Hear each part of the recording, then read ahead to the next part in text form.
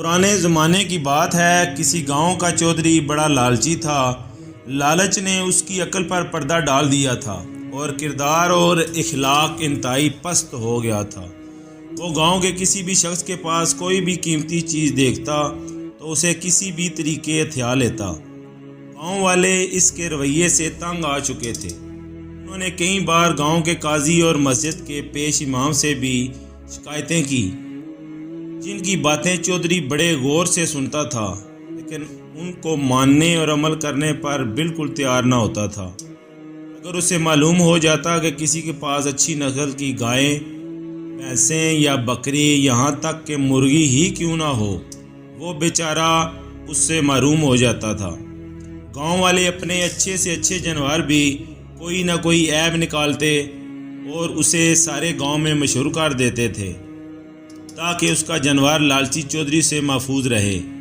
لیکن ان سب باتوں کے باوجود گاؤں والے ایک دوسرے سے حسد کی وجہ سے گاؤں کے چودھری کو مخبری کر دیتے اور وہ دھونس دھمکی کے ذریعے معمولی رقم کے عوض یا پھر مفت جو کچھ بھی آتا اسے ہتھیا لیتا۔ ایک دن گاؤں کے مولوی صاحب اور قاضی نے چودھری کو رائے راست پر لانے اور اس کو سبق سکھانے کے لیے ایک منفرد طریقہ اپنایا۔ چودھری کو حویلی کے قریب ہی قاضی اور مولوی صاحب کے مکان تھے اور دونوں کے مکان کے صحن کے درمیان ایک دیوار تھی جو زیادہ اونچی نہ تھی، لہذا دیوار کے اوپر ایک انڈا رکھ کر دونوں زور زور سے لڑنے لگے۔ مولوی صاحب نے کہا، یہ سفید سونے کا انڈا میری دیوار پر ہے، اس لیے مالک بھی میں ہوں۔ قاضی صاحب مولوی صاحب کی بات سن کر بولے، یہ دیوار تمہاری کب سے ہو گئی؟ مرغی بھی میری، دیوار بھی میری ہے، سونے کا انڈا بھی میری مرغی کا ہے، اس لیے مالک بھی میں ہی ہوا۔ مولوی صاحب نے جواب میں کہا، چلو مان لیتے ہیں کہ مرغی تمہاری ہے جو روز ایک سونے کا انڈا دیتی ہے، مگر آج اس نے میری دیوار پر انڈا دیا ہے، اس لیے یہ انڈا میری ملکیت ہوئی۔ جب قاضی اور مولوی کی لڑائی کی آوازیں چودھری نے سنی تو وہ بھاگم بھاگا آ پہنچا، لیکن جب دیوار پر رکھا ایک عام سا انڈا دیکھا تو حیرت زدہ رہ گیا۔ اس نے جیسے ہی کچھ بولنے کے لیے منہ کھولا، قاضی صاحب فوراً بول اٹھے، دیکھیں چودھری صاحب، میری مرغی نے آج غلطی سے سفید سونے کا انڈا اس دیوار پر دے دیا ہے جہاں یہ رکھا ہوا ہے، اور مولوی صاحب اس پر اپنا حق جما رہے ہیں۔ یہ سن کر مولوی صاحب فوراً بولے، یہ میری دیوار ہے، اس لیے اس پر موجود انڈا بھی میرا ہے، لہذا مالک بھی میں ہوں۔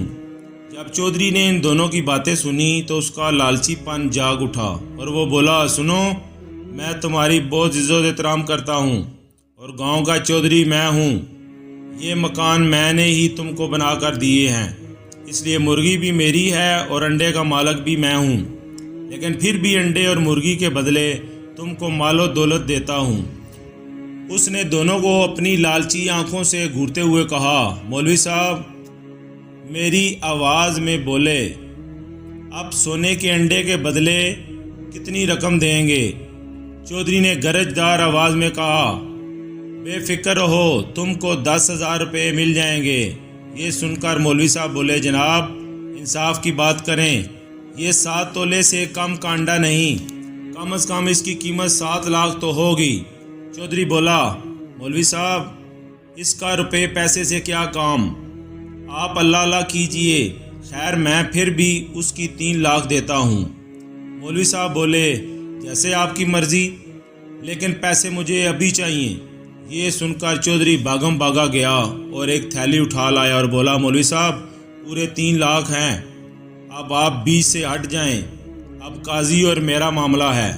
قاضی صاحب نے جب چودھری کی بات سنی تو بولے، یہ میری مرغی کا انڈا تھا اور سودا آپ نے مولوی صاحب سے کر لیا۔ چودھری نے کہا، ٹھیک ہے قاضی صاحب، ہم آپ سے بھی سودا کر لیتے ہیں، اس کے باوجود کہ سونے کا انڈا دینے والی مرغی بھی ہماری ہے۔ قاضی صاحب بولے، وہ روزانہ ایک سونے کا انڈا دیتی ہے، اس کی کیا قیمت لگائیں گے؟ تقریباً 7 لاکھ روپے کا ایک انڈا ہے۔ چودھری بولا، تم میرے گاؤں میں رہتے ہو، میری زمین پر رہتے ہو، پھر بھی ایسی باتیں کرو گے؟ قاضی صاحب نے کہا، یہ مکان میرے باپ دادا کی ملکیت ہے، اس کی زمین میری ہے، میں اس کو چھوڑ کر چلا جاؤں گا، لیکن یہ مرغی کسی کو نہیں دوں گا۔ ذرا حساب لگائیے، ایک ماہ میں کتنے لاکھ ہوتے ہیں اور ایک سال میں کتنی رقم بنتی ہے۔ چودھری بولا، تم میری اجازت کے بغیر گاؤں نہیں چھوڑ کر جا سکتے اور جان سے مار دوں گا اگر یہاں سے تم گئے۔